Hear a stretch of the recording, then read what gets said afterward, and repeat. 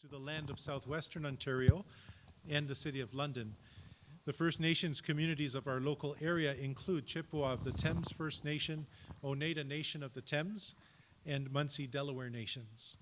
In our region, there are 11 First Nations communities as well as a growing Indigenous urban population. So we're pleased that you're joining us. Many of you are regulars and come quite often to our Veritas lecture series. Welcome back. For those who are joining us for the first time, just to know that we continue this year with an exploration of building bridges over walls. And so we're trying to have this sense of how we can be peacemakers and bridge builders in our world. My name is Jim Pancho. I'm a deacon and a pastoral counselor here at King's, and it's my pleasure to coordinate the Veritas lecture series. Last, remind you all passed a donation box on the way in. We offer the lectures free of charge, but of course we're always happy to receive free will donations in support of our refugee ministries. So this evening, I'm very pleased to welcome our friends from Jerusalem. We have Kids for Peace here, and Carmiel Frutkoff. Boy, I've spent all week with you, and but I don't think I ever said your last name all week. Yes, so there we go. Frutkoff. Yeah, Frutkoff. So Carmiel grew up in Jerusalem, and after years of volunteering at Kids for Peace, he joined them as a program director for Experience in 2017. Carmiel is a social entrepreneur who created and led an institute called Pluralusalem. Did I say that right? Mm-hmm. Not bad. That's a very hard one. But working to make change in Jerusalem on a variety of social issues. Carmiel holds a BA in International Relations and Political Science, and his parents came as settlers from America in the early 1970s. We'll hear more of Carmiel's story as we go along. This week I've also been privileged to get to know Ismat, who is also with us from Kids for Peace. Ismat Othman, yes? Yeah. Okay. Was born and raised in Jerusalem. Ismat is the educational director for the 8th and 9th grade Kids for Peace Jerusalem. Before he became an educator and a peace builder, Ismat was a carpenter, and I found out also a shepherd, and many other things. But he's a wonderful addition. Ismat believes in the holy work Kids for Peace is involved in and hopes to create a chance for the next generation to live in peace. So we welcome them. Please join me in welcoming Ismat and Carmiel.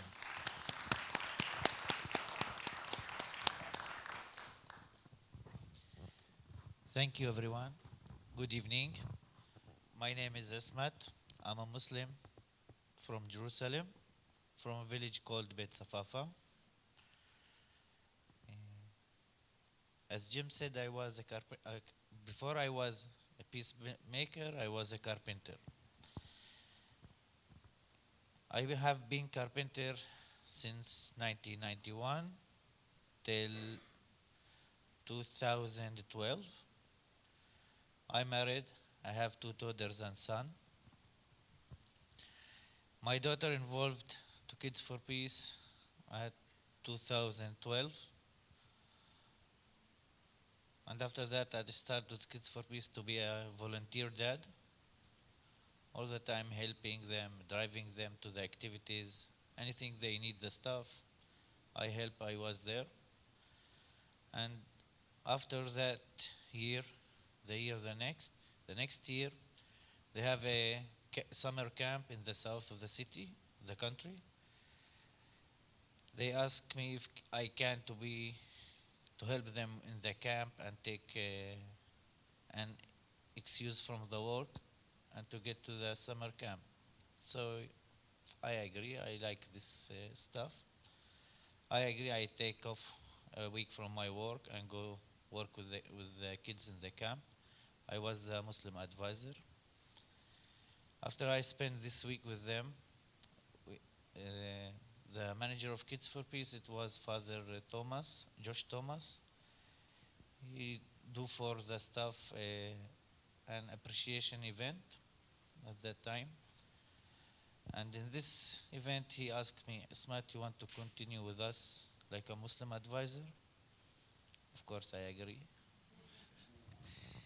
And and I keep work with Kids for Peace from that time till today. I've been Muslim advisors, and after that, director 6th and 7th grade chapter, South chapter, and now I'm the director of the 8th and 9th grade. This work, what gets me to this work is my inspiration to my kids. I want for my kids to live a good life, a healthy life. And intense what we have in Jerusalem all the time. We have attractions all the time. We have step-ins, anything that's happened. What I want to wish to my kids also, and want to wish to the others. So I'm looking for the next generation maybe, or let's say in 20 years, to have a good environment in Jerusalem. And if it's in Jerusalem, if Jerusalem, we have peace in Jerusalem, I think we will have it around all the world. This is my inspiration for this work. That's it. This is my story.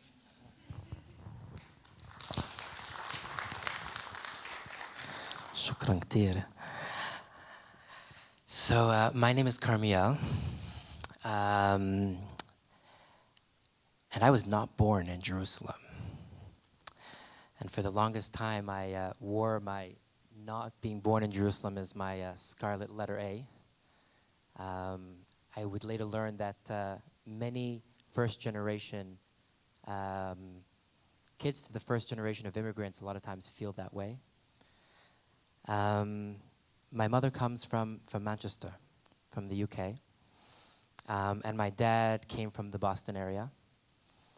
And they actually came to Jerusalem before I was born, but they ended up leaving for a short period of time, and then I was born in Boston. And I came back to Jerusalem when I was 10 months old.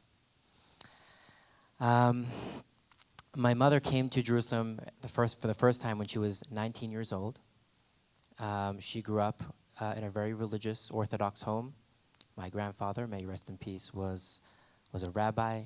He was the chief rabbi of Japan, actually, for a while.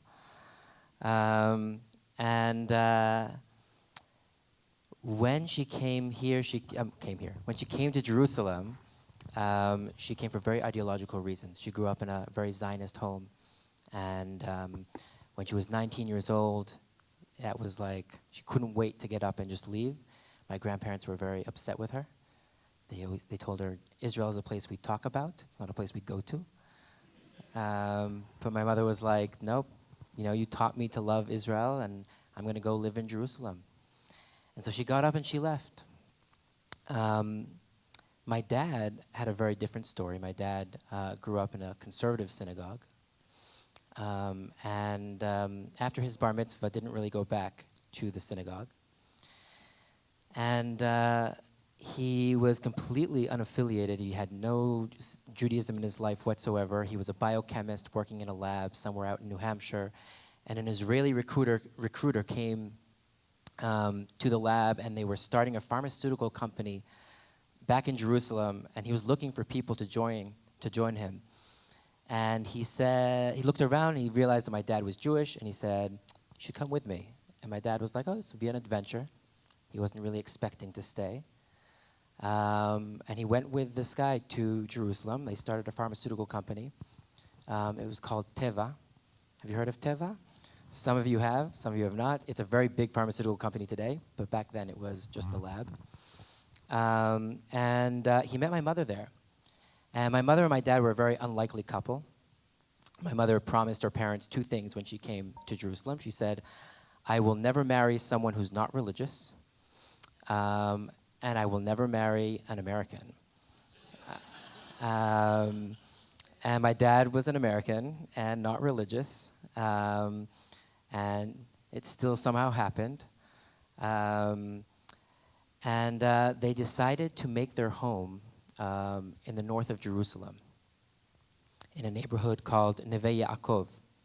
Now, back in the day, I didn't really think that much of it. Now I know that it was actually a small settlement neighborhood in the north, actually closer to Ramallah than it is to downtown Jerusalem.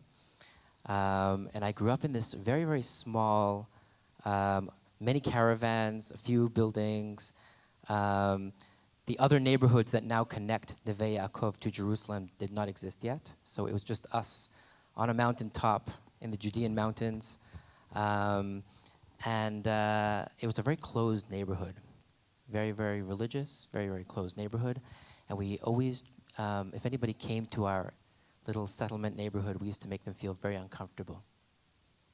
If they were Jewish, it would just be stares, and we would kind of stare them out of our neighborhood as little kids. We didn't really have anything else to do. There were no televisions or anything. If they were not Jewish, if they were Palestinian, then it could sometimes get even violent. There were kids in my neighborhood who would definitely pick up stones and throw stones at them and curse. There was even some of my friends ended up joining a very extreme organization called Kach, which is the Kahana organization. And that was essentially my kind of environment until I was 7 years old. When I was 7, my parents decided that they were going to leave the north of Jerusalem and they were going to go south. And we moved to a very, very different neighborhood. We moved to a neighborhood called Baka. It's near the German colony, for those of you who might have visited Jerusalem in the past. And it's a very different kind of neighborhood. It's a very liberal neighborhood. Not a big mixture of sort of some secular people, religious people. But even though it was a much more sort of open-minded neighborhood, I never really grew up with Palestinians around me. My neighborhood was very Jewish. Most of the people in my neighborhood speak English. English and French are the two languages that we speak in my neighborhood. And even though I'd meet Palestinians all the time, I'd see them at the doctor's office, I would see them at the supermarket, but we didn't ever really hang out. I went to a Jewish school, I had Jewish friends. We were sort of the majority group in my area and didn't really hang out with anyone else. And the only time that changed was when the one exception to that rule was when I was 9 years old. When I was 9, a woman in my synagogue decided to reach out to a friend of hers that lived up in Nablus, in the north of the West Bank. And they decided to have their communities meet. And that meeting took place in Jerusalem. And one day, we were at the synagogue, and these two buses come, and all these people get off the bus. And the grown-ups all went inside, and they left us outside with the Palestinian kids who were kind of also standing there, and they gave us a ball, and they said, "Here, play." And we just kind of looked at each other, and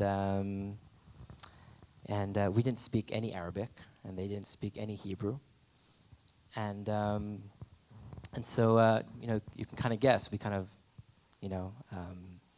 we divided the teams up by language, Israelis and Palestinians. And we started to play.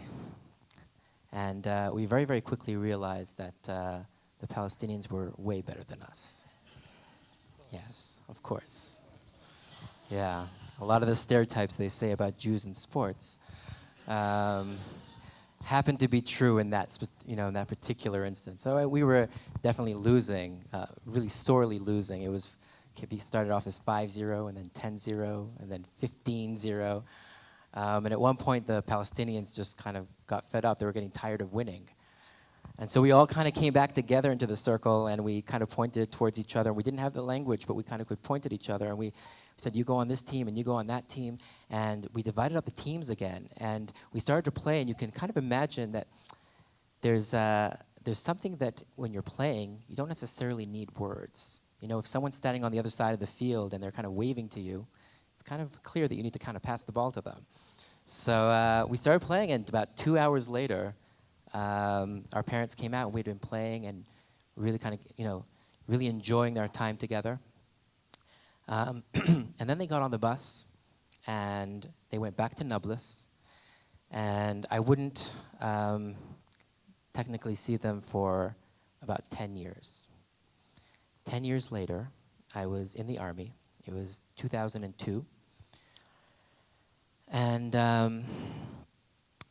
2002 was a very violent year. It was a year that there were a lot of terrorist attacks coming from Palestinian side, and there were a lot of Israeli military operations coming from the Israeli side. And during April of 2002, there was a very, very big operation called Defensive Shield. A lot of it was on the news. I'm sure those of you who were kind of paying attention must have heard of it. And I was part of Operation Defensive Shield. And as part of Defensive Shield, I found myself on the 5th of April, 2002, Friday night, sitting in a tank and leading a column of tanks and infantry into Nablus, into the very same neighborhood that these two buses had come from, the Mukata in Shrem, in Nablus. And for me, that was a very pivotal moment in my life, because it was a moment where I realized that this was not what I wanted. This was not the life that I did not want to be driving into their city with a tank. I wanted to be back on that soccer field and playing that game with them. And after that, that's essentially set me on this journey to start looking for the other, to start trying to find the people who are different from me. And it was a long journey. And at the very end, it led me to Kids for Peace, where I got to meet Ismat and many other very good people. Back in 2002 was also when Kids for Peace started. There was an Episcopalian priest by the name of Henry Kars. And Henry came to Jerusalem while I was up in Nablus. He was in Jerusalem, and he looked around him and he saw that the environment was very, very, like nobody was talking to one another, nobody was engaging. And he had this little idea. He said, why don't I take a few kids to a summer camp somewhere outside of here. He had a few friends in the US that he organized, and they could take a few kids to a summer camp in the States and just get them out of this environment. He had no plans of starting a community, no plans of starting a movement. And so he gathered around him 12 parents, or 12 families, 4 Jewish, 4 Muslim, 4 Christian, and they came together, and they met a few times, and they went to the States. And any of you who have been to a summer camp know that the summer camp experience is a very powerful one. And they came back to Jerusalem, and they were really excited, and they wanted to keep on meeting. So they kept on meeting. And it started off as meeting once a month. And then some of their friends wanted to come too, and their younger siblings, and so another year started. And 17 years later, we're now about 500 families, meeting every week, Wednesdays and Thursdays, depending on the age group, all the way from 7th grade going through 12th grade, where the 7th, 8th, and 9th grade, which Ismat can actually tell you more about, because he's also the director of that age group, they have essentially programs that are run for them, and the older ones, the 10, 11, and 12, are the program we call the YAP, Youth Action Program. And they are very, very focused on being very proactive, less about conversations and talking. But why don't you start with telling a little bit about your work with your 7th, 8th, and 9th grade. Before I keep talking about the program, and also add to your speech that we just 500 families just in Jerusalem. And also we have international in USA also. Okay. I'm the director for like 3 years. I move all the grades from 6th till 9th grade. But in the last 2 years, we don't mention or start with 6th grade, we start with 7th grade. We start with 7th grade, we're talking about faith, culture, friendship, neighborhoods. We share for each other about our religion, about our identity. And after that, in 8th grade, we started in this year a little bit more about identity. What is identity? From my identity, from our communities, and we start also about we're teaching them about telling story that were useful to tell their stories when we have groups in our Kids for Peace. That Carmiel maybe can speak about that more. And in the ninth grade, we start to teach them about the leadership and to convince them, to teaching them how to be a leader in our organization also. And they keep, after that, in the 10th grade, the program YAP that Carmel mentioned before. And we have also for 9th grade, some of the kids, they go to course called CIT, that's Counselors in Training. And we train them how to be counselors in our summer camps with our kids. Thank you.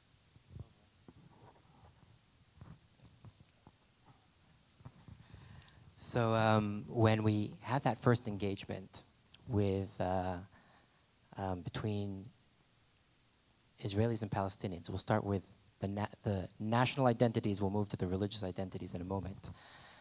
When Israelis and Palestinians come into a room together, there's something pretty challenging that takes place in that room. There have been many attempts to kind of bring people together. There is what we call contact theory. Contact theory is a theory that started back in the 1930s, and the idea was that if you can get two groups together into the same room, the animosity will come way down. People will kind of might not necessarily stop demonizing each other right away, but the demonization will kind of go down as well, because people will interact with each other and see that the other is very human, and it's the beginning of getting along. And in the Middle East, we've tried contact theory. For many reasons, it's been very, very challenging. And one of those reasons is that both sides come with incredible amount of pain. And when they come into the room, rather than wanting to just have normal conversations and get to know each other the way most people get to know one another, they need to have a sort of a moment. And it happens every single time Israelis and Palestinians meet each other. And that moment is the Palestinians need to share their pain, their most painful story, and the Israelis need to share their most painful story. And each one of them is looking to get the recognition from the other. They're kind of waiting to kind of see that the other side goes, I hear you, I relate. And only once they get that recognition, they can then take the next step and have a very normal conversation about whatever it is, the weather, the last soccer match, or whatever it is. But you can't have those normal conversations until you kind of you see the other and you feel that the other person really sees you. And part of our challenge is that our pain is interconnected one to the other, and we each view the other as the instigator of that pain. And so a lot of times, if an Israeli is sitting in a room and the Palestinian comes and shares their story, they're not hearing necessarily the pain. They're hearing blame. And vice versa, when Israelis come in and they're sharing their painful stories, Palestinians also hear blame.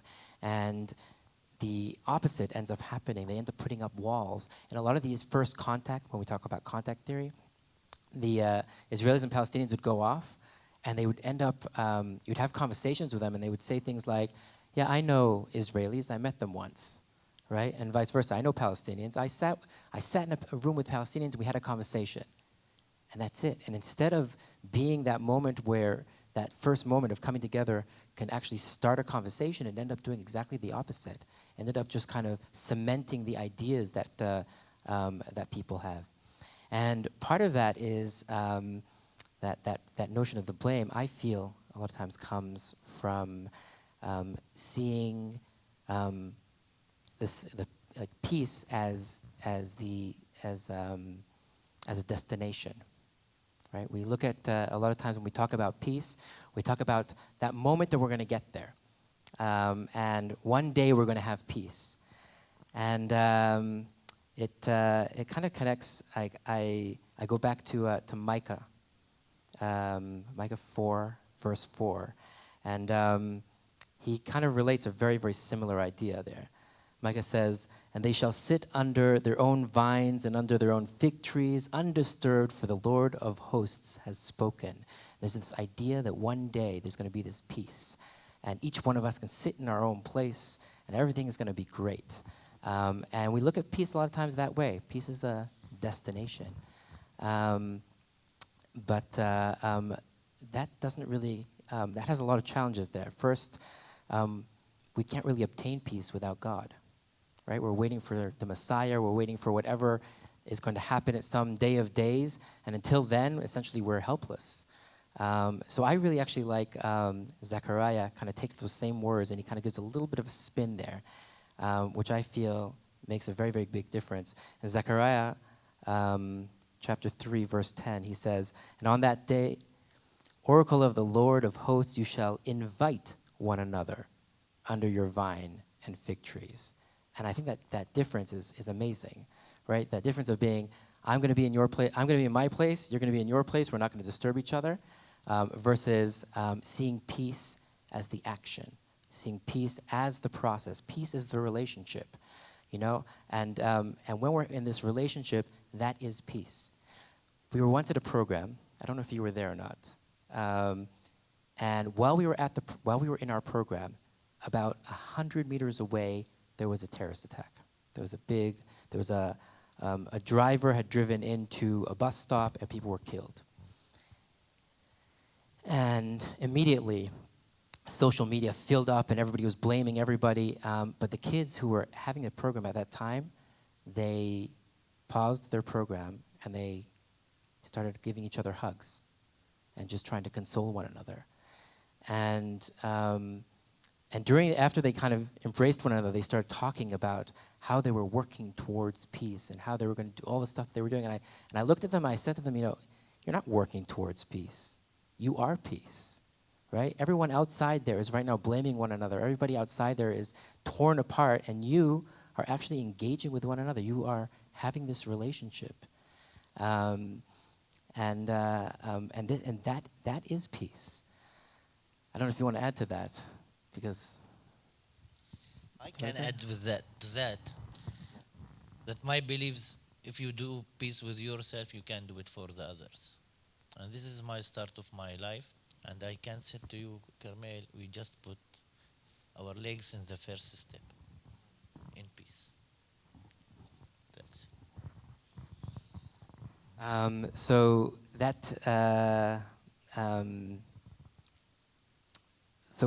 what this process that we talk about, this seeing like peace as a relationship, we talk a lot about community theory. So while we have contact theory out there, we also talk about our theory of change, and our theory of change comes where we talk about the community. And the idea is that instead of engaging with conflict right away, instead of coming into the room and talking about the conflict, we start by saying we're going to create a community. And we become very much process-oriented and not goal-oriented. We don't talk about a two-state solution or a one-state solution or a whatever it is solution that's out there. We start talking about how do we create a Jerusalem community? How do we create a Jerusalem that we all want to be living in? And one of the tools that we use is faith. And coming into the room as Jews, Muslims, and Christians really breaks down the conversation, because if it's Israeli and Palestinian, it's two-sided. The moment you talk about the faiths, Jewish, Muslim, Christian, and Druze, we always forget the Druze, but they're also there with us. The moment you break it down into different faiths, it changes the conversation completely, and it allows us to kind of start in the 7th grade doing exactly what Ismail was talking about, building friendships and really building a very, very strong community. One thing you didn't mention was that the groups are very, they're almost like their internal community. Yeah. within 1 year, let's say the 7th grade, we can have more than one group, but each one of those groups grows up together. And they're having all their essentially programming together. We pick the groups very carefully, so there's an equal number of gender, boys and girls as much as we can. Usually we get more girls, but usually. But we work very hard on trying to make it very, very equal between boys and girls, and we also work very hard on making it equal between Jews, Muslims, and Christians. Small groups. Back then it used to be 12, then it became 18, then it kind of grew from there. But small groups of kids that grow up together and growing to become a community. And they don't have any difficult conversations until they get into high school. And once they get into high school, they start having very challenging conversations. But conversations aren't really the core of it all. It's called the Youth Action Program. And really, the teens come together and they start picking projects in Jerusalem. Projects of like they see things in Jerusalem that they are Community garden. they see things in Jerusalem that they don't like, things that are bothering them, and they come together and they start saying, how can we fix this? And through the missions that they pick for themselves, they start having dialogue. So dialogue for us is essentially the product, not the entry point into our community. And yes, they have all kinds of projects. Like last year they had a community garden that they started on the Green Line between a Jewish and a Muslim neighborhood. That was one project they started doing, and they got the community out there. And the entire year it was a long process of getting the community to kind of get involved. But at the end of the year, they actually made soup. Right, made soup out of everything that was in the garden, and they just sat there. Jews and Muslims from the same from like a neighborhood that was kind of split with the Green Line on each side, and Kids for Peace kids sitting in the middle, and they got everybody together, and they had delicious soup. They had another project where they decided that people are not going into each other's neighborhoods. Like, you know, I told you how I grew up in Baka, never really went to the neighborhood right next door to me, which is actually Ismat's neighborhood, Bit Safafa, or going to the east a little bit and going to Jabal Mukabil. Like around me, my neighborhood is surrounded by Palestinian neighborhoods. I never went to any of these neighborhoods growing up. And so the kids decided we need to start getting people into each other's neighborhoods. And they started community tours. And they started taking these groups of people to each other's neighborhoods so that everybody could start feeling a little bit more comfortable in the other's neighborhoods. It wasn't a very easy thing. We got a lot of pushback. And there were times where we had to cut the tour short because we were being threatened by different entities on the ground. But this was a sort of a way of the teens saying, like, you know, this is the life, this is the Jerusalem that we want, and we're going to make it happen. And every now and then we had to kind of, you know, end it abruptly, but it was trying to get into each other's neighborhoods. We had another one where we've been talking a lot about this actually the past few days. Is bringing Arabic into the theaters in Jerusalem. So all currently up until recently, this past week, there were a lot of changes in Jerusalem on this, and it was in the news. But up until last week, there was no Arabic in any of the cinemas in West Jerusalem, and the project last year had them going from one cinema to the next, and then realizing they actually had to go to distribution companies out in Las Vegas, and it was a whole long story. But bringing subtitles and films in Arabic to the to cinemas in Jerusalem, Am I forgetting? I'm sure there's more projects that I'm... No, you are good. I'm good? I'm very good. You're excellent. Not good. Yeah, so as you can see, it's like a lot of these projects, and then around these projects, that's where the dialogue a lot of times takes place. Yeah, I think I'm going to take a break for a moment, and maybe... No, you can maybe add about the parents program. Oh, I forgot the parents program. You're right. Do you want to talk about the parents program? No, you can take it. I think you want to. Okay, I will take it. I got it. No, you start. Go for it. Okay. Also, In the first years in Kids for Peace, when we have the seventh grade program, also we mentioned the parents, we have per law the same program for the parents also. And they continue like asking for more activities like this. And at the let's say parents at the eighth grade, we start teaching them about how to talk or to have the dialogue between them about the conflict. And each time, yeah, with their kids. And each time when happened that for the kids and the parents, they return back to their homes and to have their discussions in their homes. It was very, very inspiration for them. Yeah. Yeah, I'll add to that well, we went on a long journey back and forth on when it came to parent programming. Initially, there was a sort of idea that that kids can sell their parents on anything, right? And this was like idea of like how your kids can convince you to buy stuff you never thought you would buy. So hopefully they could like buy coexistence and like whatnot. And we had the kids like coming to these programs and going home, and then what we kept on finding was that they went home into sort of like a vacuum and they couldn't have any conversations because their parents were not part of it. And then so one of the things that we did was we had parent programming that took place alongside the kids program. So you can't just drop off your kid and go. You dropped off your kid, went into the next room, and had a program about the same topic. So if they were talking about community that day, then that's what you're talking about. And if it's holidays, then it's holidays. If it's faith, it's faith. If it's borders or conflict or whatever it is that the kids are going to be, the program of that day is also what the parents are going through. And that really turned us, I mean, I think it's like one of the best things that we have ever done, because it really turned us from a youth movement to a community. And one example of that is I was leading a program for 6th grade, and we had I'm leading this program, these two girls sitting right next to me on the right. One is Shachar, who's Jewish, and the other is Sadil, and she's Muslim. And they're talking to each other nonstop, and they're sitting right next to me. And I'm trying to run a program, and I'm really conflicted, because on one hand, like, 6th graders, Muslim and Jewish, talking from the very beginning doesn't almost ever happen. It usually takes the kids a very, very long time to kind of open up to one another. And a lot of times if you hear the kids talking about it, they'll say, in 6th grade, we hardly spoke to each other at all, right? It starts at 7th grade, or it starts maybe in 8th grade. And so I was really excited. Here you have a Muslim Palestinian, a Jewish Israeli, and these two girls are like, they just hit it off.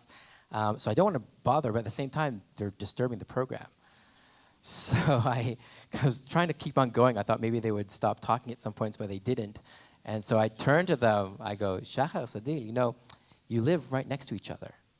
You guys can go play at each other. You can play with each other after the program. And the moment the program was over, the two girls ran to their mothers, who were in the next room, who were also going through a program. And they said, we want to play with each other. Now, up until that point, when we didn't have the parents, playing at each other's home would never happen. Because if an Israeli child went back to their parent and said, I want to go to the Palestinian neighborhood and play with my friend, the parents would say, no way. Like, yes, we're open and coexistence, why not, but you're not going into that other neighborhood. And vice versa. Palestinians would never send their kid into a Jewish neighborhood. And that moment, the two mothers looked at each other like, oh. And they had met each other a few times because they keep on coming to the program. And they started talking. They said, oh, where do you live? And they decided on a park that was between the two neighborhoods, and they could make this play date happen. And that was something that was like just one example of how we kind of transformed from a youth organization to a community. We also celebrate a lot of the holidays together. So we'll celebrate Christmas and Hanukkah and Ramadan and you name it.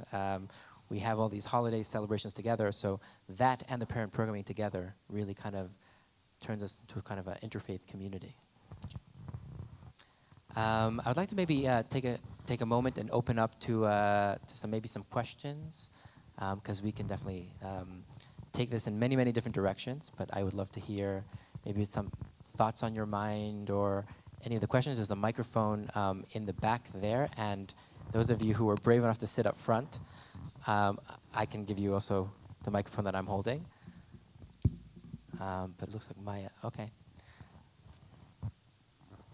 Very interested to hear how you keep youth in leadership, the way you're talking about the kids choosing the projects and things of that nature. So it'd be great if you could tell us how you're keeping, with all the organization that needs to happen, that you can still have kids in leadership.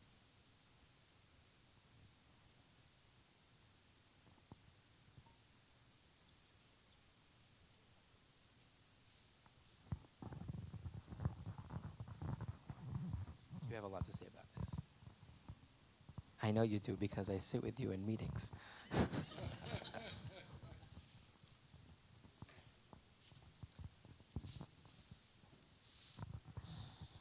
We have different opinions on this one.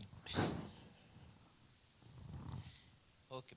How we keep the youth like in the leadership? We also, me and our colleagues and our staff, we work difficult for this issue to keep the kids coming. And since they have Perlo 3 or 4 years together, this is the place that they feel that is safe for them, and they come to them. So this Thursday, I delay a meeting, a tour meeting, because me and Carmiel here. Yesterday, I get like 60 WhatsApp messages from the parents. Why? Why? We need it. If the parents of the ninth grade send, and they also need to come to this tour and ask, is that's for me, it's pleasure to hear that they asking for that. And I know they will keeping more and more for the forward years.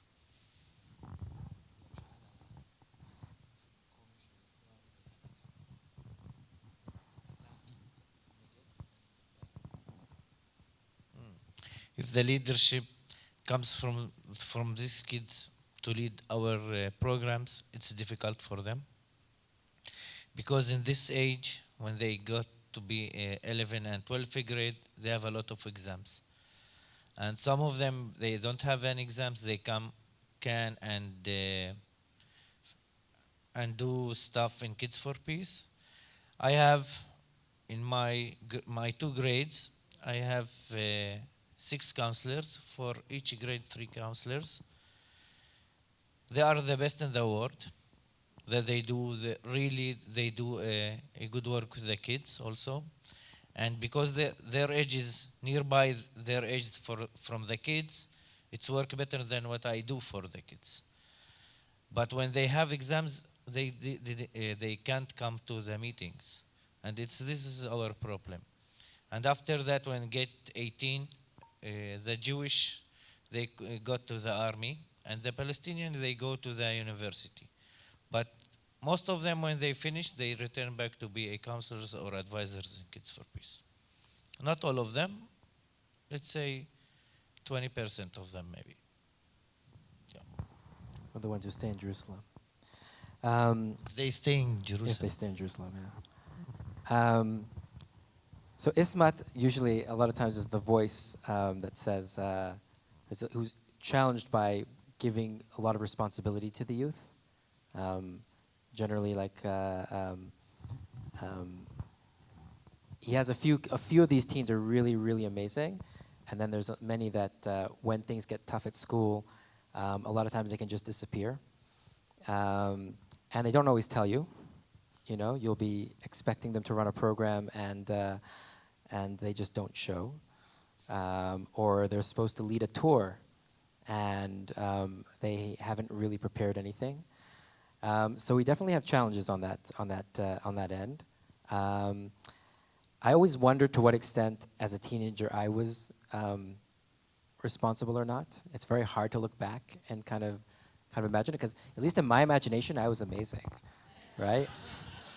I was like, you know, I was also very involved in my youth movement and leading. I was also CIT, running programs and whatnot. But I'm sure that I wasn't as good as I thought I was. And maybe a lot of it was just the adults around me just kind of encouraging me to, you know, to keep going and telling me off when I didn't make didn't make it to a program and whatnot.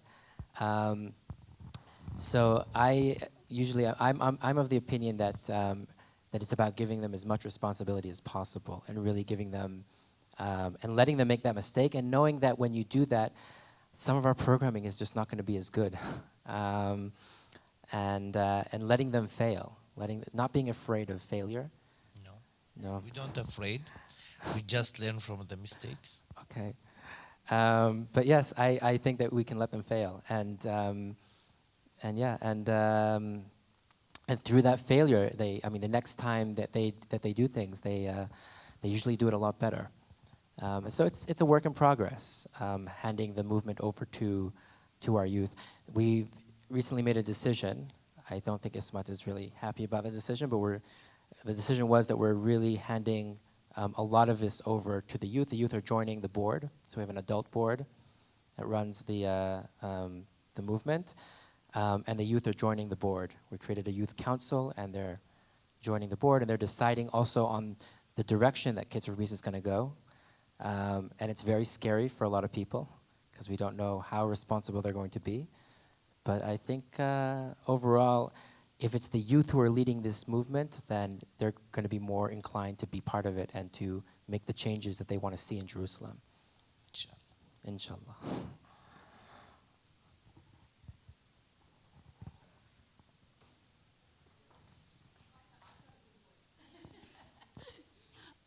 When you begin to talk to the kids about your heavy-duty conversations, the conflicts, the differences in their religion and that kind of thing, what are some of the things that the kids say to you?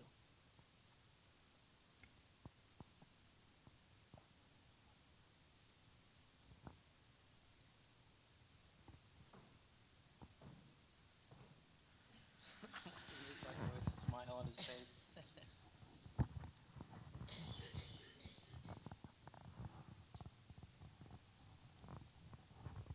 Want to know what questions they ask?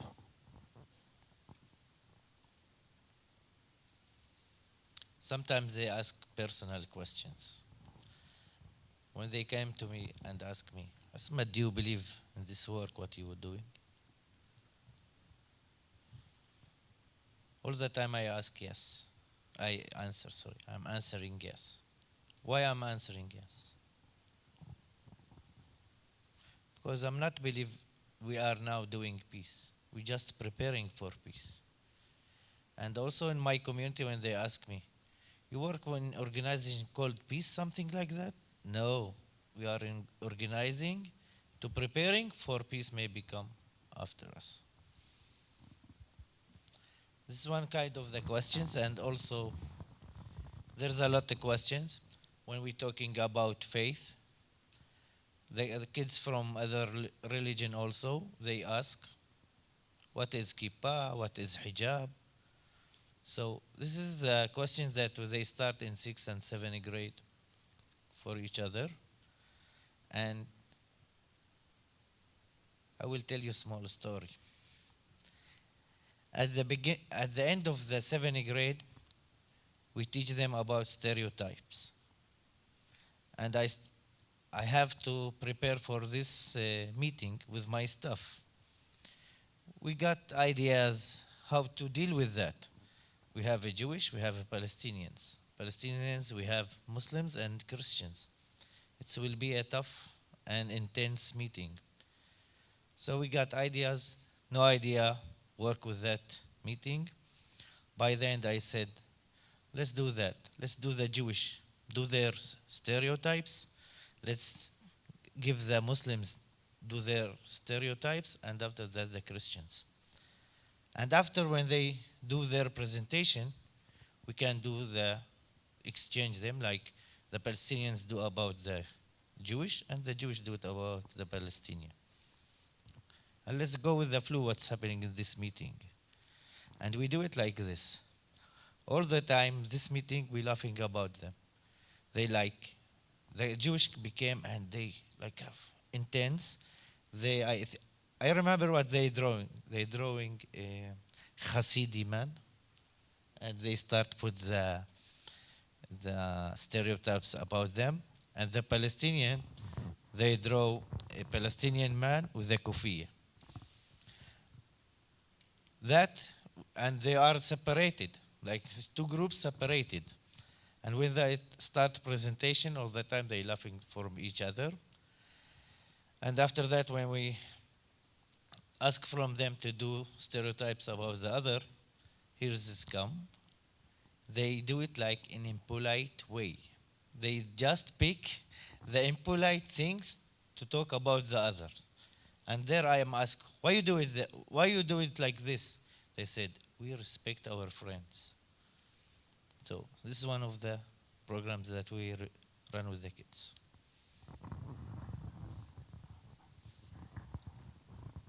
I think it really depends. So the age matters.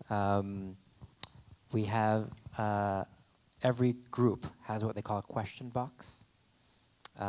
So when they come in on either Wednesday or Thursday, the program is a very set model of a program. So the first half hour, we do language exchange, and they learn each other's languages, and then they go into part one of the program and part two of the program. And the last part of the program is opening the question box. And during the breaks and also at the beginning, they can put questions into the question box. And the questions are anonymous, and they can ask anything they want.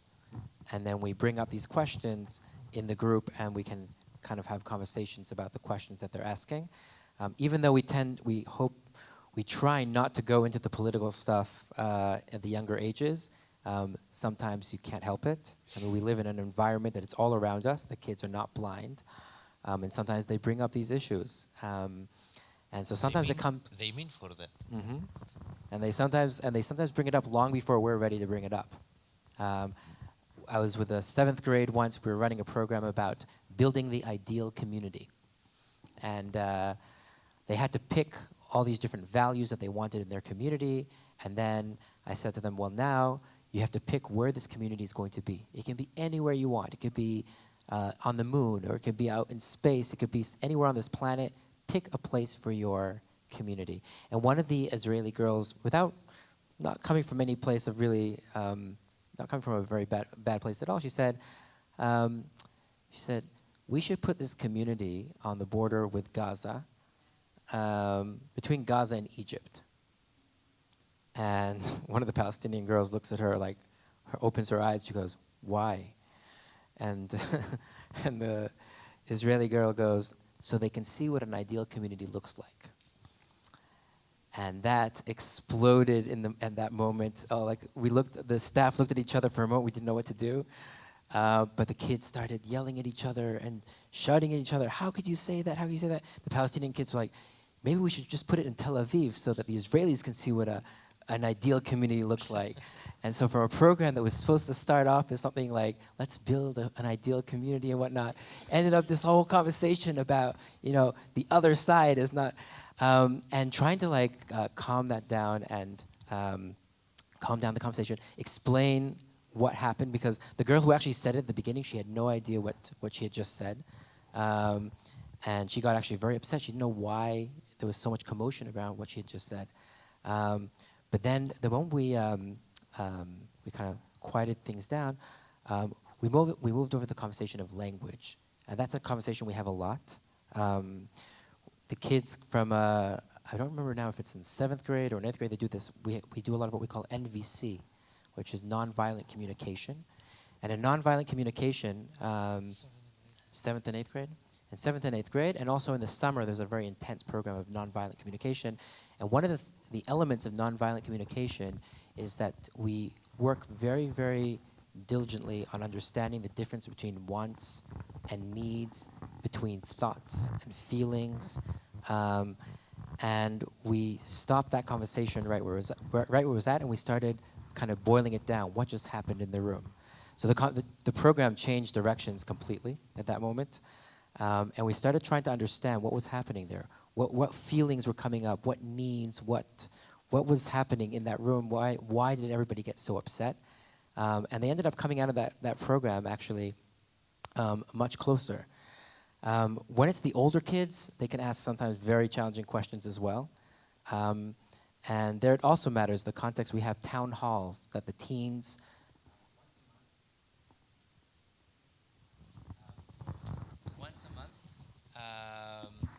Once a month. Oh wow, this one's much louder. So once a month, the teens pick a topic and they pick the speakers. They pick a topic and they pick speakers, and they decide on who's going to come and talk to them.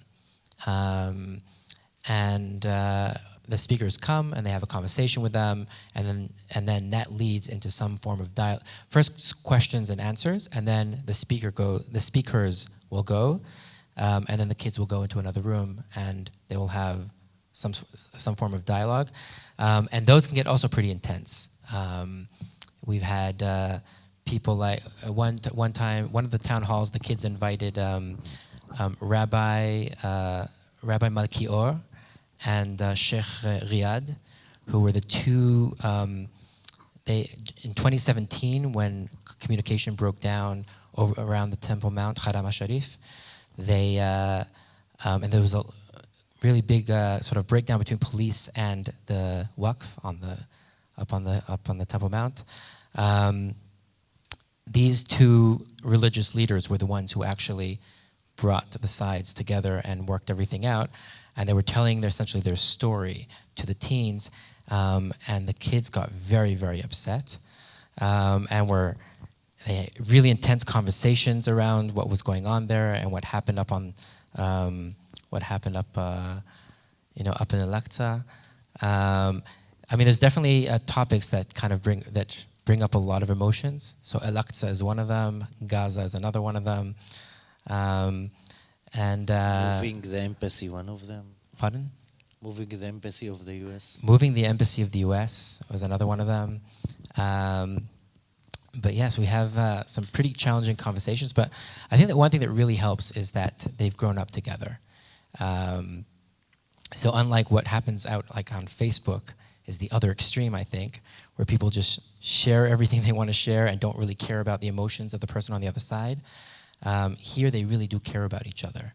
And I think that's the key word. And what Ismat was talking about was the moment they are they're in the environment of one another, they care about each other, and because they care about each other, they can have these difficult conversations and then and still continue to be part of a community.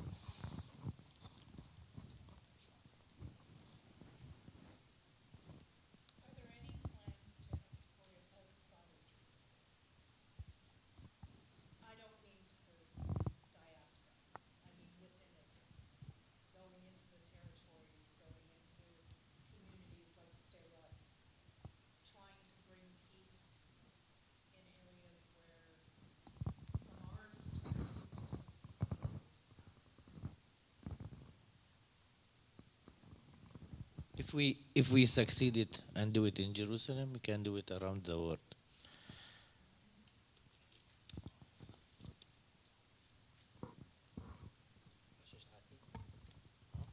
Sometimes he's very succinct. Doesn't even give me time to take a sip of water. One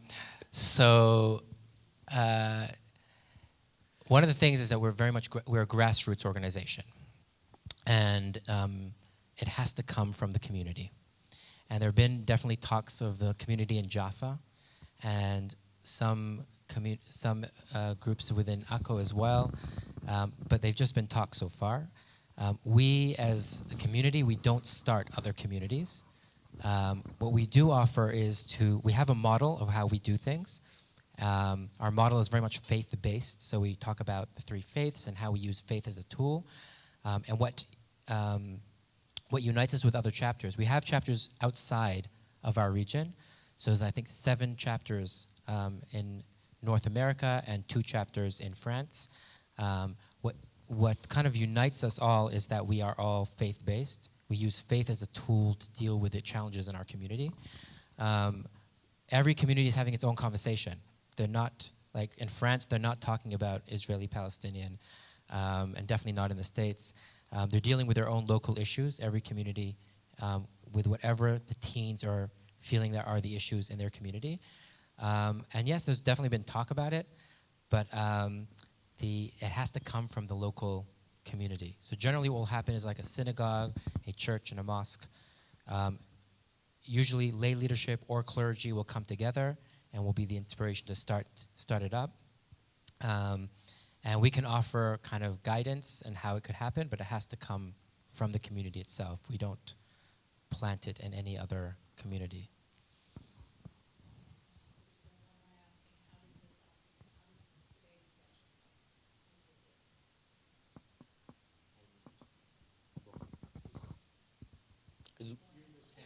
This morning,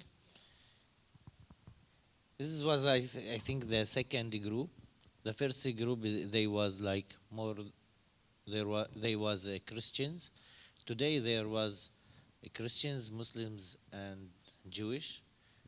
It was perfect experience for me with this group.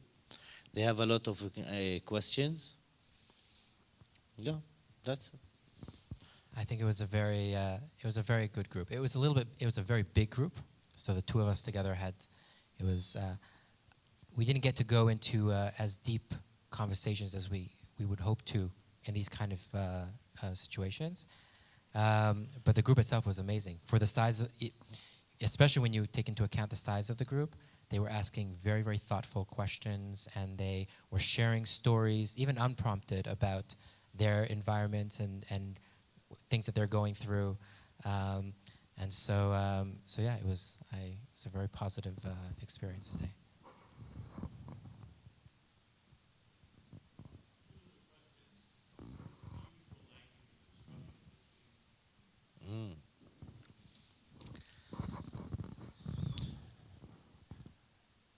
Of course, we speaking like in the first of the years we speak in Arabic and Hebrew, because the Jews they speaking Hebrew and the Arab speaking Arabic. But usually we start to speak with the kids English, because it's neutral language between both of them. And in the past years we have also camps in USA, so they need like to know English. In the past 3 years we start another new thing in the programs. We do exchange language for the kids.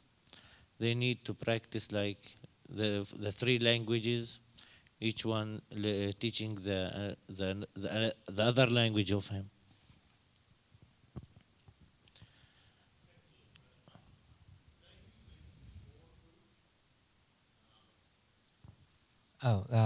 The Druze. The Druze are a community. They broke off of Shia Islam back about 1,000 years ago in Egypt. Since then, for a very long time, they were a persecuted minority. They've ended up all throughout the Middle East. And we have a community in Jerusalem. A lot of them live in French Hill.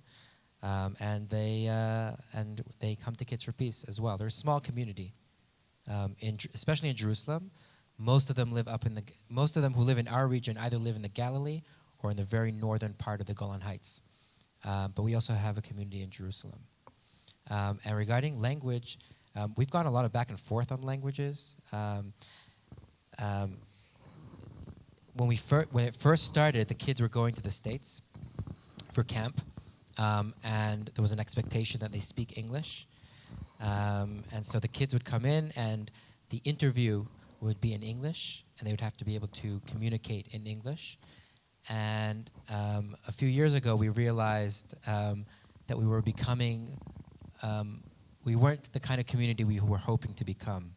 And part of that was because when you expect a 6th grader to speak English, you're only approaching a certain social economic background of Jerusalemites, both on the Israeli and on the Palestinian side. And so we decided to change that.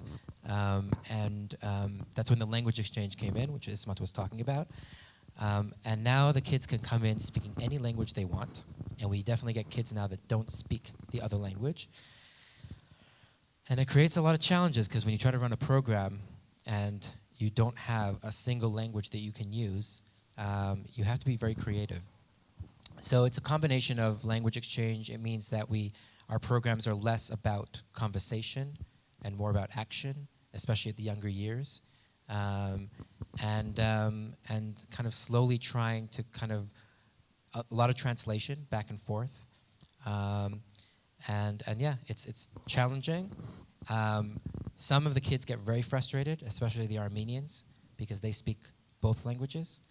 And so essentially they're hearing the instructions in Hebrew, and then in Arabic, and then in English, and they're like, we understand all three languages, we just got the instructions 3 times.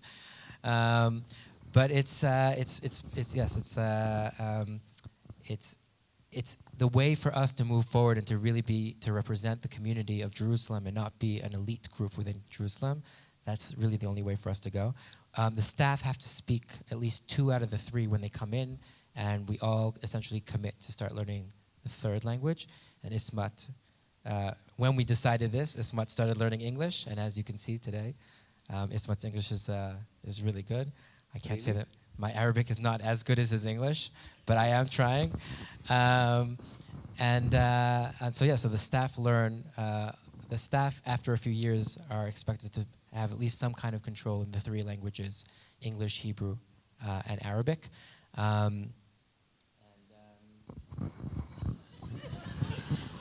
you know what it is? This says that you're talking a lot. Take this one. I know. This is the microphone hinting to me. Carmiel, be quiet. All right. So I will. I'll let the next question be asked. Thank you, you guys. Oh, is this on? Yeah, it's on. Okay. So, thank you so much. In London, every summer for the last, do you want to say? This is the 7th year in 2019. We're hosting a London Interfaith Peace Camp, and it's for grades 1 through 8. And the counselors are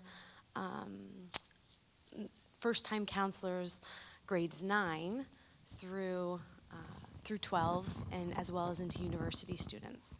So you're giving us a lot of great material and how we can collaborate based on what you've created. And I'm just, something that I've, as now being a part of London Interfaith Peace Camp, in organizing this, you're right, it can't just start with camp. There's a lot of people who are still asking questions and wanting to be part of something more. And I'm wondering if you can speak more about the resistance for maybe children who want to be a part of it, but that maybe there's parents or family and friends who, well, why would I send my child to this camp when they don't even know enough about their own faith?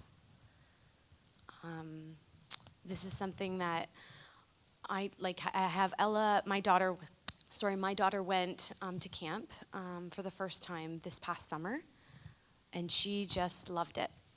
And if anything, I know she came back to say, Mom, I learned so much, but it made me think about this in our Catholic tradition. They do that same thing.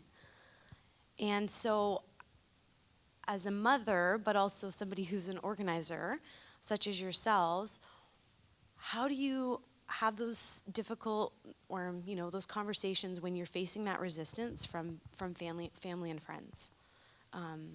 When you know and you are so passionate about something like Kids for Peace. Thank you. Long question, Maya.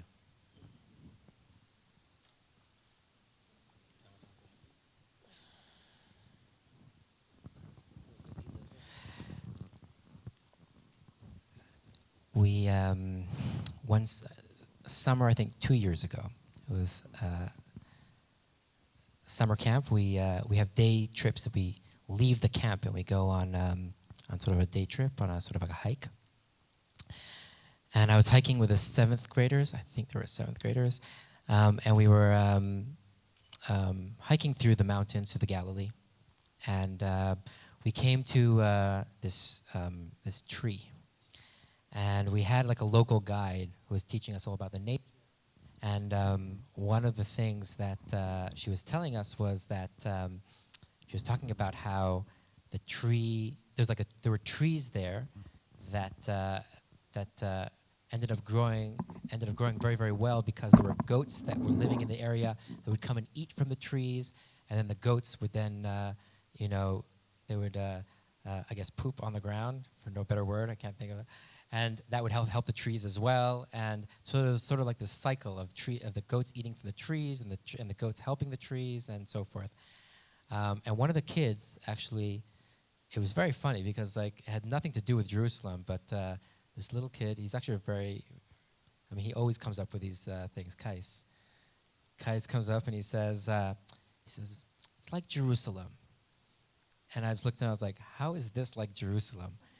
And he said, we all become better when we're together. And kids started talking about this, and what they were essentially talking about was sort of a faith-based milieu, right? If you're a musician, you kind of know that if you're hanging out with other musicians, you become a better musician yourself. It doesn't even have to be with the same type of musician. Like, I know that I play violin. Growing up in a family where, my sister plays the cello, my mother plays the piano, we're kind of in this musical family, and we're encouraging each other to always be better.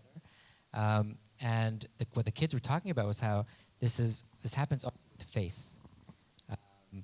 When you are only Muslim on your own, or when you are Jews or Christians on your own, no one's challenging you. No one is making you think. You're in an echo chamber, and everyone's just essentially saying the same things. And they were saying, and these kids were talking about how, they come to Kids for Peace, and they end up becoming more connected to their religions because of it. We actually have an example like that also among the staff. Various stories.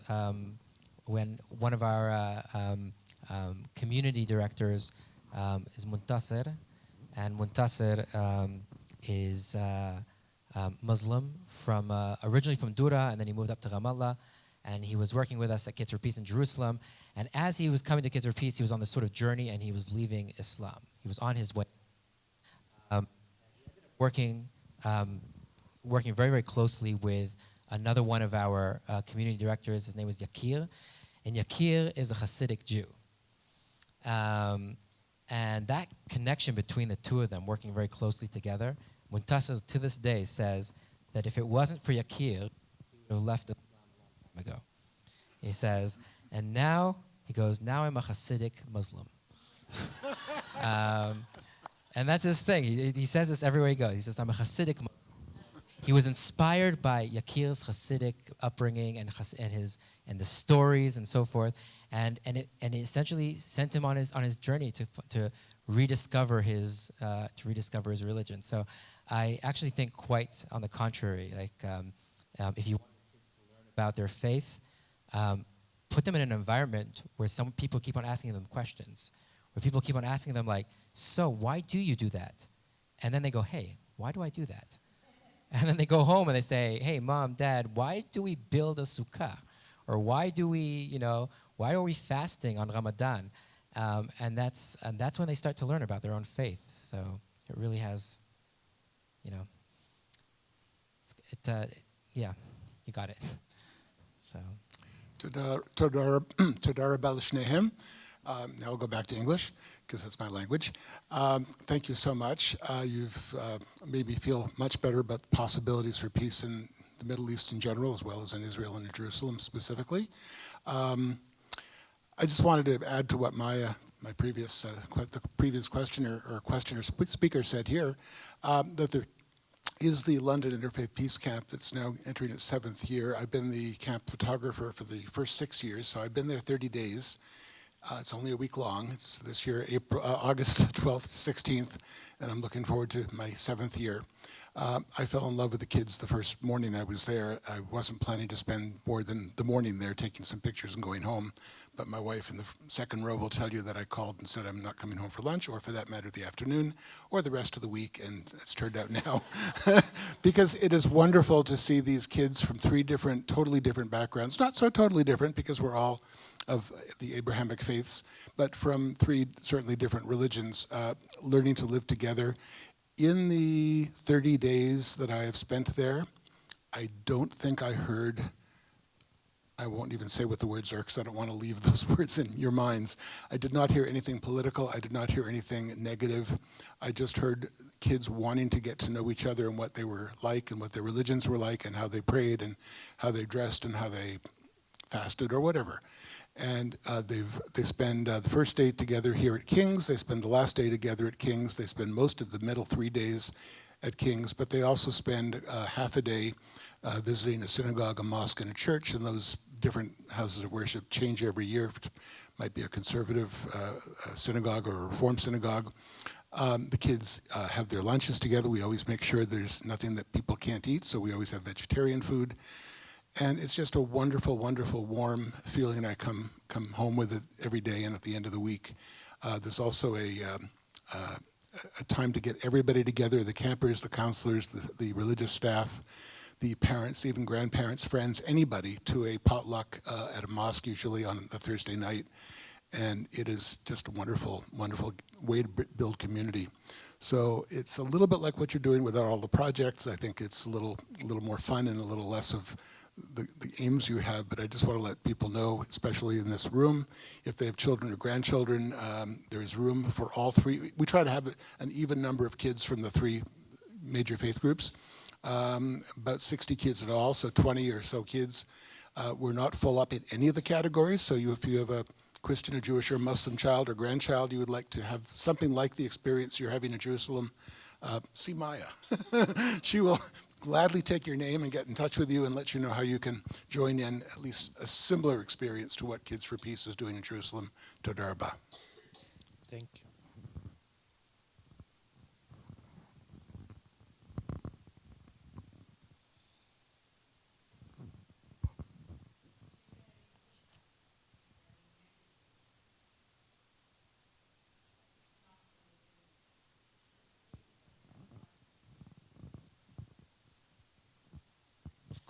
Of course, we have a negatives. When you have positive, you will have negative. It said, I'm speaking about my side, the Palestinian side. Sometimes, I think. Okay. Sometimes also I'm from my community. They blaming me that how you could work with Jewish about something that you maybe you will dreaming about peace. It will not happen peace with the Jewish people. But all the time I'm answering them. If I thinking about my kids, I also need to think about my neighbor kids. About my neighbor kids, it's the Jewish kids. If I don't think about them and they don't think about my kids, it will never stop the kill between both of us. All the time, or we killed them or they killed us. And it's not a human life that we achieved for. So when I have conversation with my family, with my community, all the time I get with the correct answer, and Carmiel know me. All the time I have the answers. I don't afraid from this work. And I answer that answers. Now, I can tell you my parents, in the last month, we have a group of Kids for Peace, the 7th grade group. They have a tour. My parents invite this tour to them home. And they do a tour in Beit Zafafa, because Beit Zafafa in War 48, it was split for 2 parts. Part was the Israeli and part was the Jordanian. If you don't know, you know. And my father was from the Jordanian side and my mother from the Israeli side. And they do a tour for them in my village. And this is, I create some change of my community that maybe answer your question. Thank you. We definitely get pushback. Sometimes even within our own, like very, very close, like family. There's definitely things that I don't talk about at the Shabbat dinner table.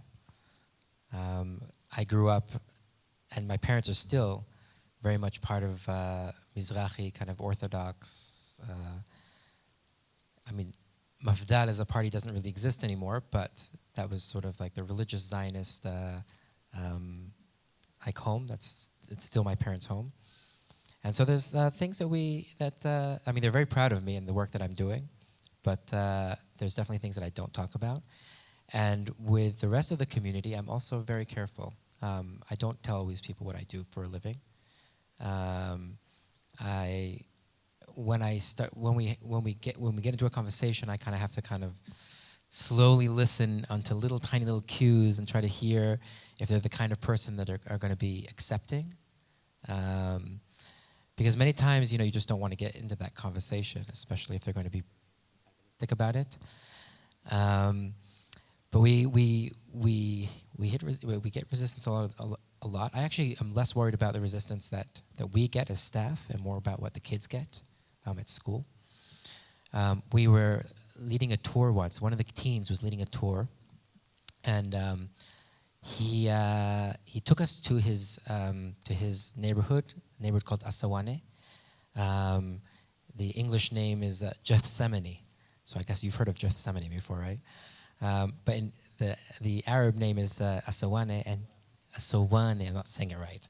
Asawane. Aywa. So we were going to Asawane, and Omar leads us into the neighborhood. And as we're going into the neighborhood, a lot of his friends are kind of sitting by, and they're seeing Jewish people coming into the neighborhood, and Jews never go into that neighborhood. And one of the kids walked up to Omar, and I was standing up front right next to him, and he said to him, "Just wait tomorrow at school." And I got a little worried. Turned to Omar, I said to him, "Are you going to be okay? Is everything going to be fine?" And he said, "Oh, don't worry." And he said, "They have their gang, but I have mine." I was like, "Oh, okay." And then he saw the look on my face. He said, "Carmiel, sometimes you need a little violence in order to make peace." And I didn't know how that sat with me. But I asked him about it 2 weeks later. And he said, "No, everything worked out okay." I didn't exactly ask what that meant. But then he shared with me that his grandfather won't talk to him anymore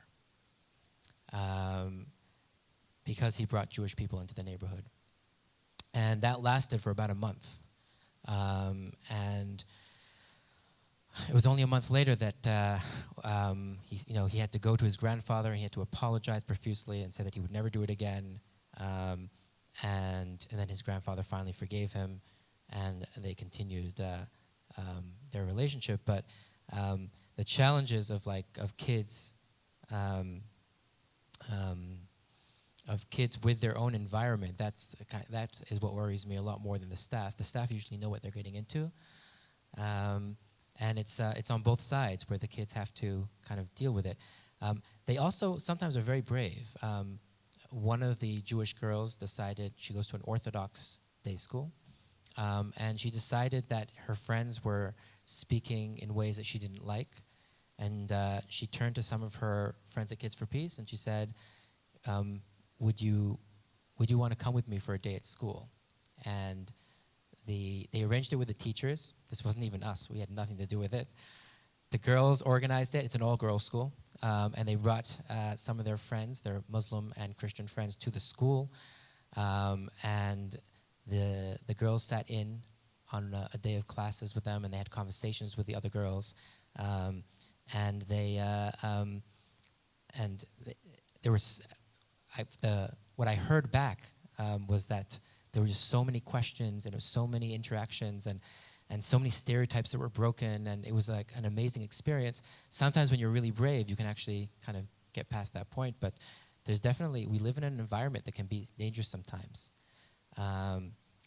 We often wonder about that relationship of how, I think someone asked it before, and I don't think we really touched upon it, about the role of parents and kids and whatnot at Kids for Peace. We have kids that come to us sometimes, and they don't necessarily tell their parents they're coming. And that puts us in a very, very challenging situation. We don't ask the kids every single meeting, did you tell your parents you're here? So when it's just a general sort of regular weekly meeting, it could very well be that the kids are there and their parents don't know that they're coming.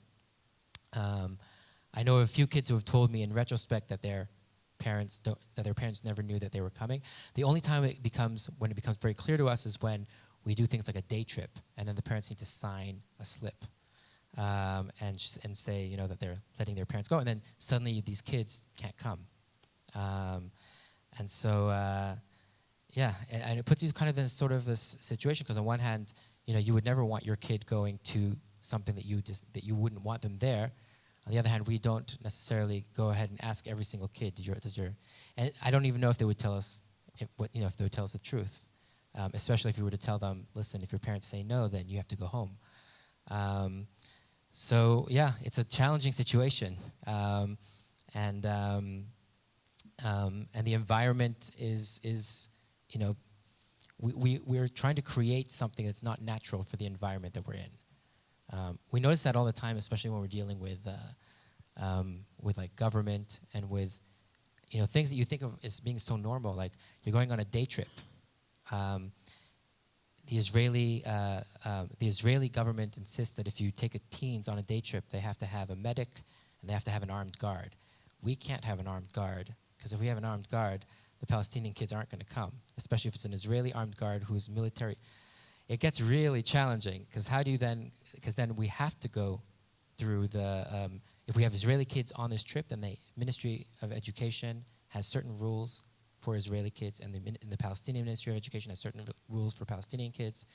It can get very, very challenging, and we're constantly having to get creative and trying to figure out how do we navigate these two systems that don't actually have a space for people to interact. And yeah, that's all that kind of comes together. Parents, challenges, pushback, government. And Ismat's telling me, halas, be quiet. So I'll pass it on to someone else.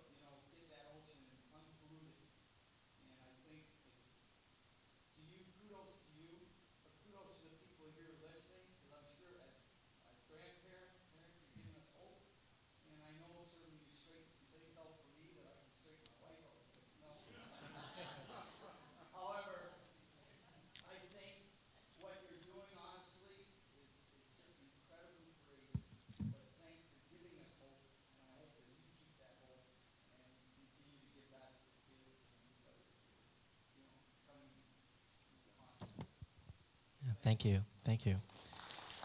I was telling some of them earlier that when I was in Ireland not long ago, I was at a pub, and somebody turns to me and asks me, "Are you Catholic or Protestant?" I looked at them, I was like, "I'm Jewish." And they looked at me, they were like confused for a moment, and they go, "Jewish Catholic or Jewish Protestant?" I was like, okay. There's one question over there.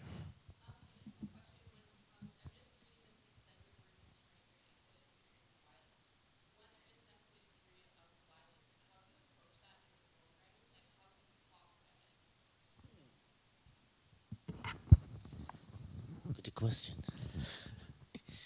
Okay.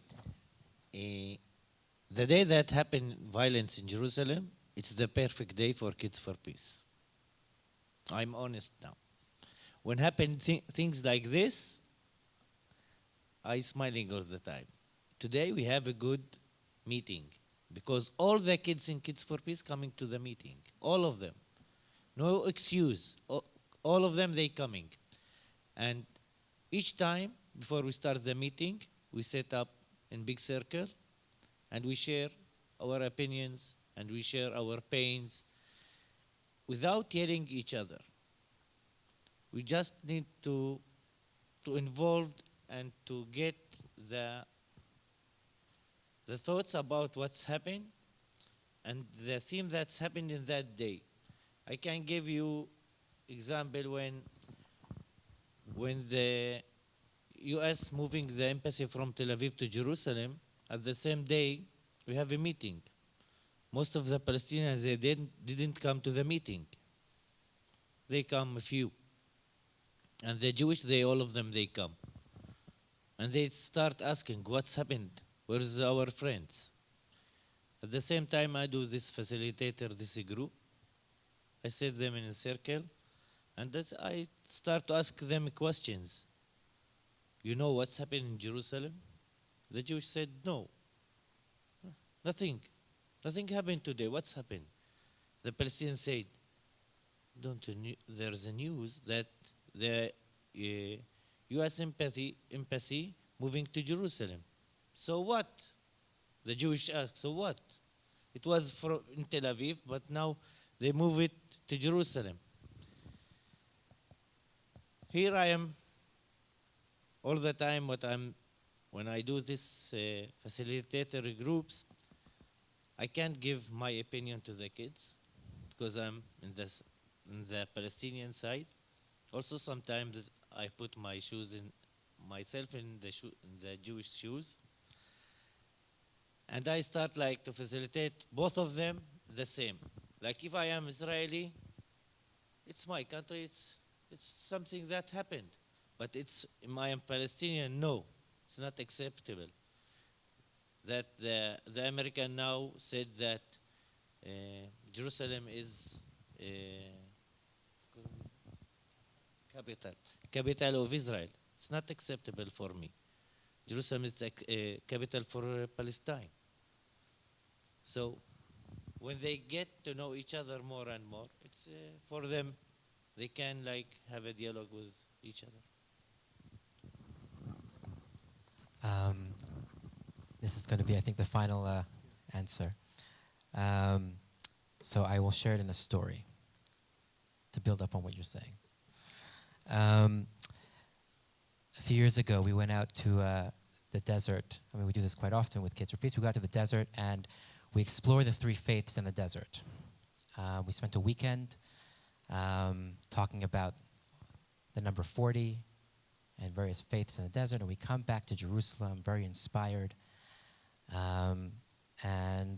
We go through the checkpoint to get into Jerusalem, and we get stopped at the checkpoint. Now, I've never been stopped at a checkpoint before. I hold pretty much every privilege that can be held in Israel and in Jerusalem. But sitting right next to me is Ismat's sister-in-law, and she's a religious Muslim. She's wearing a hijab. And the soldier who stops us sees Riham. And so he stops the bus, he gets on, and he starts asking her questions. And I turn to the soldier and I say, I'm the tour guide here, I'm also leading the group, you should be talking to me. And he looks at me, and he sees that I'm wearing a kippah on my head, and that I'm religious, and he looks at her, He's a little confused, and he goes like, what's going on here? So I said, oh, we're Kids for Peace, interfaith youth movement, Jews, Muslims, Christians, start, yada, yada. And he's still like, it's just not computing. And he goes, I'm going to go call my supervisor. So he went to call his supervisor, and the same thing happened again. The supervisor comes on the bus, asks Riham a few questions. I turn to him, I say, talk to me. Same thing, this is Kids for Peace. He says, I need to walk up and down the bus. I need to see what's happening for myself. I said, go ahead. He walks down the aisle, and he sees, it's ninth graders, and he sees this young Muslim girl who's also wearing a hijab, and he turns to her and he starts asking her questions. Where are you from? Where are you going? And sitting right next to her is Nitzan, and Nitzan's a religious Orthodox girl, and she doesn't like the tone that the soldier's taking with her friend.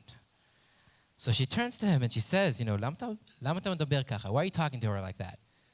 And the soldier kind of looks up at her and he says to her, "Shut up." I don't know if you've ever told a teenager to shut up. The exact opposite thing happened. Nitzan is now furious. She gets up and she starts yelling at him, "Who do you think you are? What do you?" And immediately, like on cue, all the Jewish kids get up and they want to be part of the argument. And they get up and they run, even the cool kids from the back of the bus, right? They all come up to the front, the middle of the bus there where everything was happening, and they're arguing. And at that very moment, while they are having this conversation, the Palestinian kids suddenly get really nervous, right? Because for the Jewish kids, this soldier's like their big brother. They can yell at him, they can argue with him. It's not a big deal for them. But for the Palestinian kids, it's a soldier. And a moment after they see this kind of interaction taking place, and it's lasting for more than a few minutes, they suddenly become very, very aware that their Jewish friends are now kind of stepping out and helping them, that they're having this conversation that they couldn't have for them. And this moment becomes even more kind of defined when that summer, the same group of kids went to Washington, D.C. We used to have this thing called Global Institute, where the Kids for Peace would go to Capitol Hill.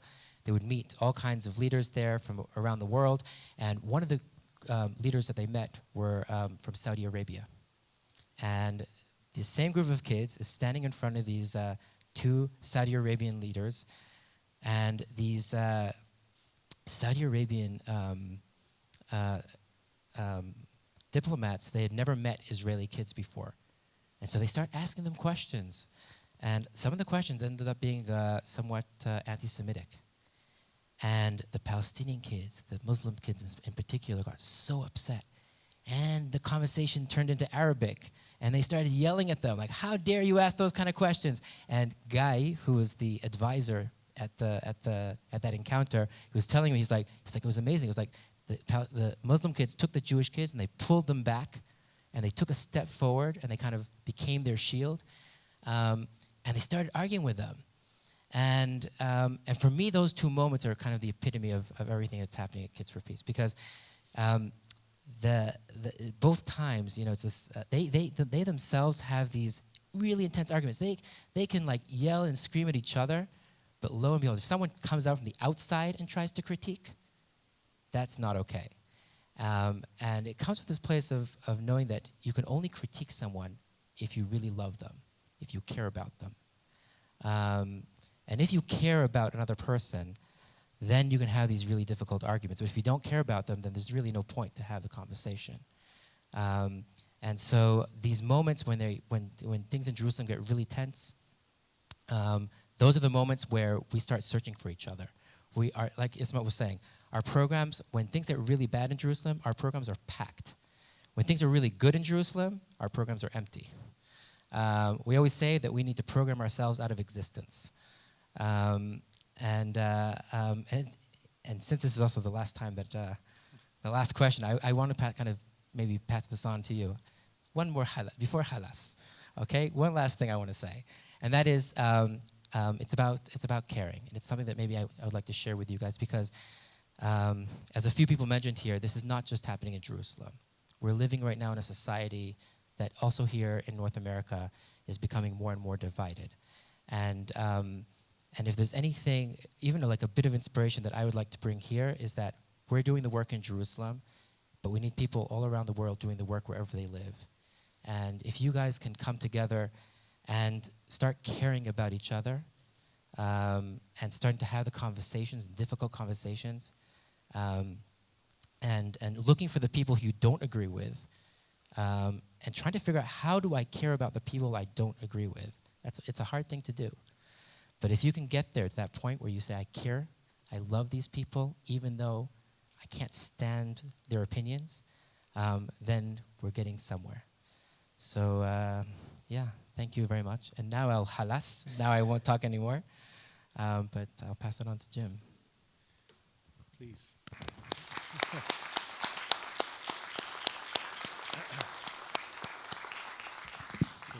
So Carmiel, Ismat, again, I've said it's been a privilege to be with you this week, and we continue to do work with the youth. What I've gathered from the time that we're spending together, and tonight especially, is that what you create is a space of safety. And it's that safety that allows the dialogue to happen. So to allow each other to be the other without forcing one way or another, but just that space where it's safe to be who we are. And I think that's something that we all can learn from, certainly. So I want to thank you, and with all of us here, we're going to share your video online so that many more people can share the message, and I hope that others, that you'll encourage people to share and take in the talk as well. But please join me one more time in thanking our guests for this evening. So tomorrow we do another workshop, our last workshop in Stratford with 50 more kids, and looking forward to that. So just as we tie up tonight, I'd like to just invite all of you and bring a friend. Next week we have our last talk in this series with Benjamin Muller, who is a professor here, speaking about walls, security, and the sacred. When we live next to a country that's creating a wall as a national security issue, I think we have to be able to examine that carefully, and certainly let's encourage us to continue the dialogue, ways of creating safety without excluding. So thank you, and please come back. Have a safe evening.